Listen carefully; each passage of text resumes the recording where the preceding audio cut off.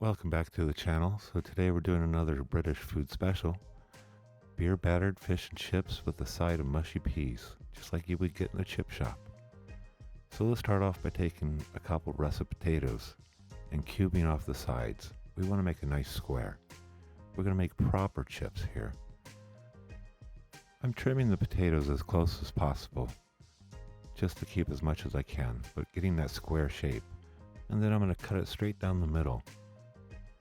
And from these two planks, I'm going to basically cut 1/4-inch chips from each of them.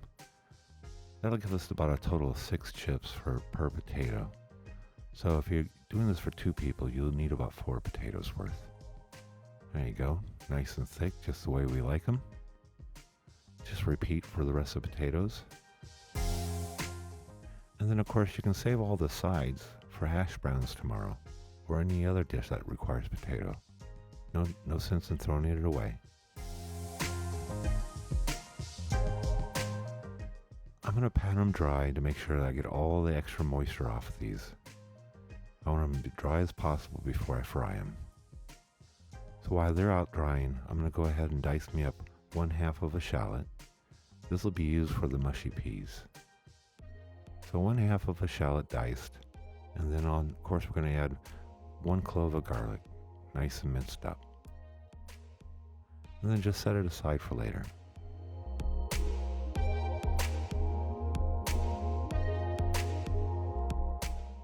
Taking your cod, we're going to pat it dry to get as much moisture out as possible.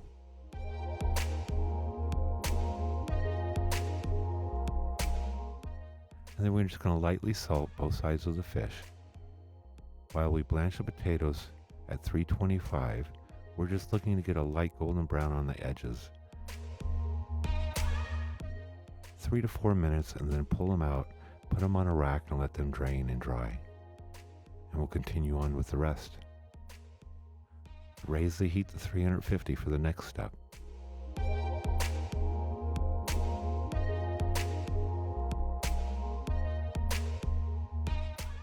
So now we're going to make a seasoned dredging flour for the fish.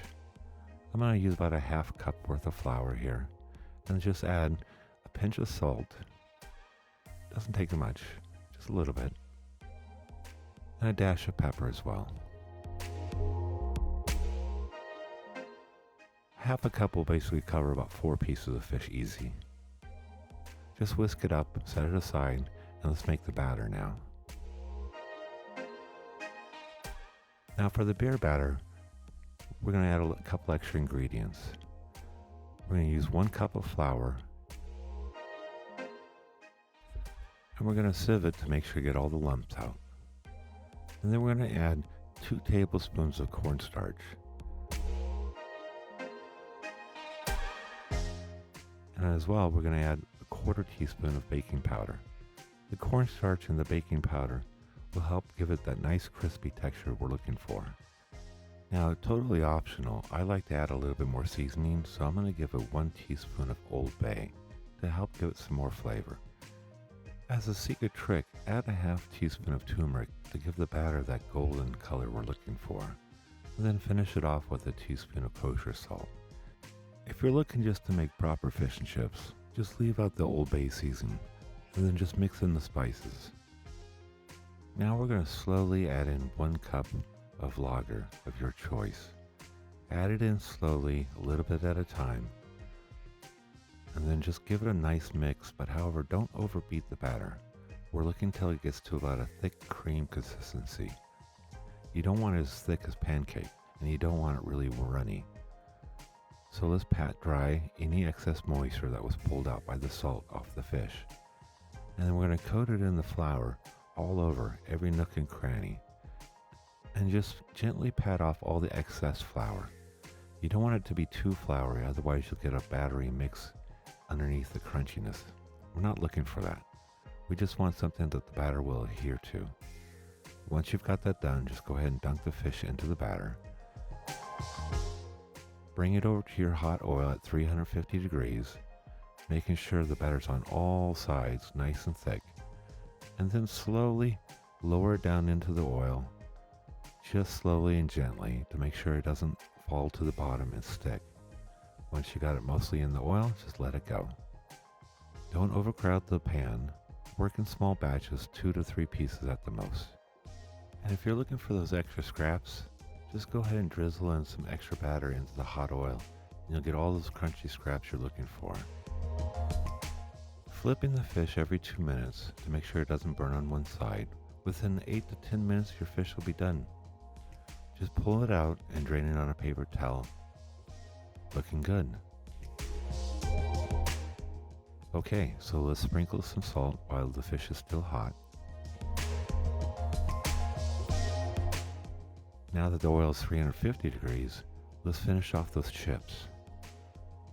Throw them in the oil, and we're just going to cook them until they're golden brown. Should take about 3 to 4 minutes. Between the blanching and the second fry, you'll create those crunchy chips that we're looking for. Perfect. Okay, so while they're still hot, let's sprinkle these with kosher salt as well. There we go. Just about done, but let's go ahead and finish up those mushy peas.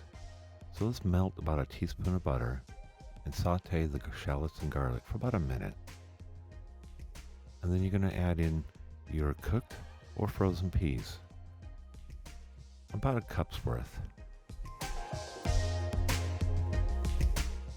If you're using the frozen peas, make sure that you wait till the water has evaporated from the pan. And then you're just going to add another teaspoon of butter, a pinch of salt, and a dash of pepper. Once the butter is melted and you have it all nice and mixed, we're just going to take a masher here and just give it a light mash. You don't want to squish it all together. Leave a little bits too as well.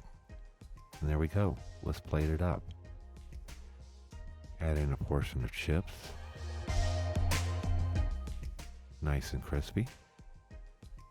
Add in some yummy beer battered fish. Piping hot. And of course, let's not forget the extra scraps for good measure. Now we're all done, right? No, we're not. Let's make a little space here for the mushy peas. And there we go. That's more like it. I'm missing one thing, because you only need one thing to top fish and chips, and that's malt vinegar. Nothing else. So dig in and enjoy. And until next time, I'll see you in the kitchen.